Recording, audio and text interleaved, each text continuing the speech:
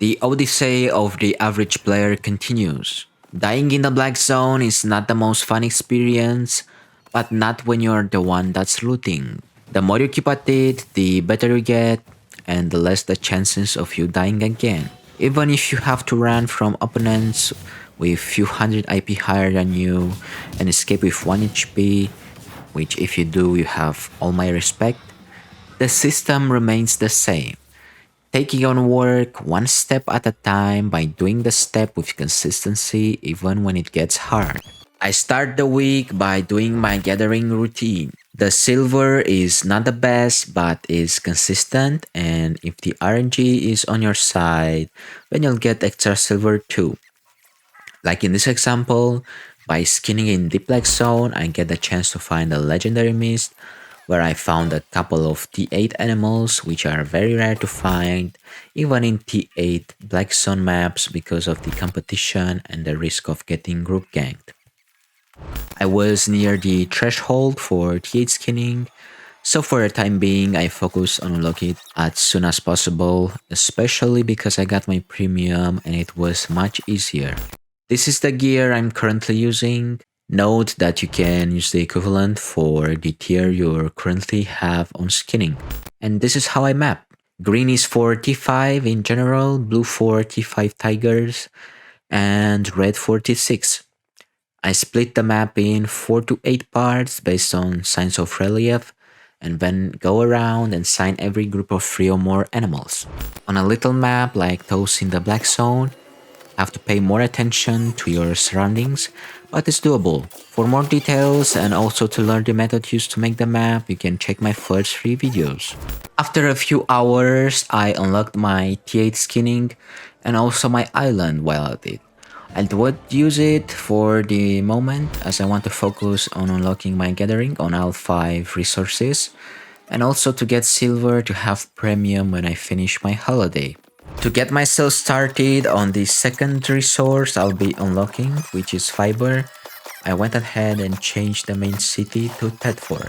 The principle of mapping is the same as for skinning animals, the only difference being the weapon used, focusing on escaping because you don't need to kill many mobs, the type of journals, which are the cropper ones, and what you actually farm, which is only enchanted nodes to get a good amount of XP and less chances of ganks. An enchanted node can be easily identified because it has a green, blue, or if you're lucky, purple aura around it. At the beginning, the silver is not that good, but in time, as you unlock higher tiers, the silver will get consistent. Till T4, you can farm it in the blue zones.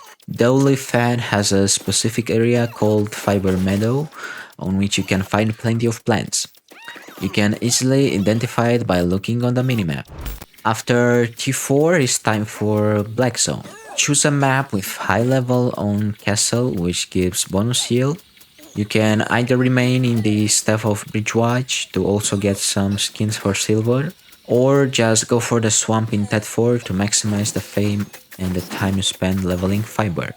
If you have suggestions to increase the speed and amount of silver I'm gathering, I'm all ears. Tell me in the comments below. Roaming the open world of the Black Zone while gathering can also give you free silver. In one of my harvesting sessions, I got a free Avalon chest worth 300k. It might not be that much, but it's add up to the bank. After I unlocked T5 harvesting, I went ahead and continued with the fame farming for my PvP weapon.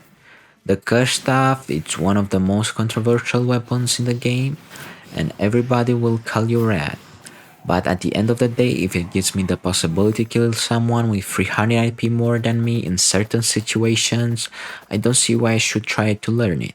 This is the build I used to fame the weapon. When on even ground, you can also fight players and get very loot. Here's an example where I killed someone in the Abbey with similar IP, and then I had to run because someone came in a little later to the party. I don't know what IP he had, but I was certain he could one combo me without the proc of the Cleric Robe. This is the amount of silver you can make after a few hours of fame farming. It's not that much when you counting the hours, but if you keep at it, it gets better and better. Roaming the mist every day and killing every enchanted enemy and playing around the camps has its advantages. From Arcane Spiderling, which I found at least 6 in the last week, because you can see them on the minimap, to Vibe Weavers, which I found only a couple of them, the Fey Dragons, and also there was another one that it was some kind of bird, but I didn't found any of them this week. And also normal spike bosses, like this Master of Suppression. The rank and enchant of the bosses increase with the rarity of the mist and the map tier you are in. They give good fame and or silver. After I maxed most of the gear needed for the PvP build, I went ahead and bought new items.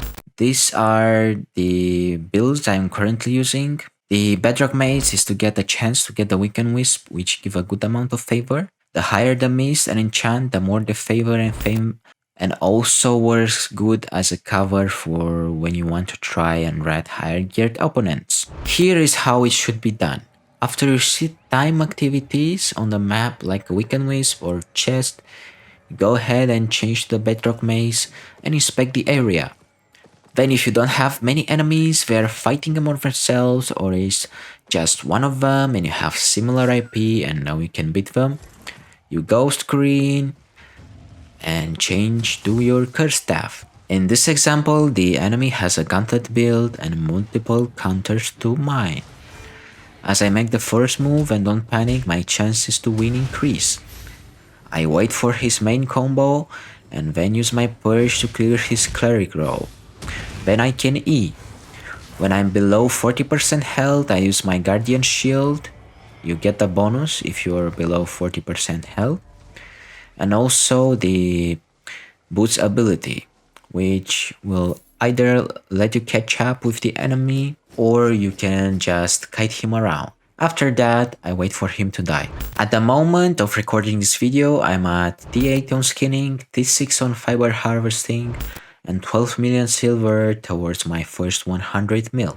I'm new to this game, but by applying what I know, what I learned from others, and by practicing, step by step I'll become the best for at least one aspect of this game. If you want more tips on how to win more, check out the video that I left on the right, and remember, always and forever, better support wins.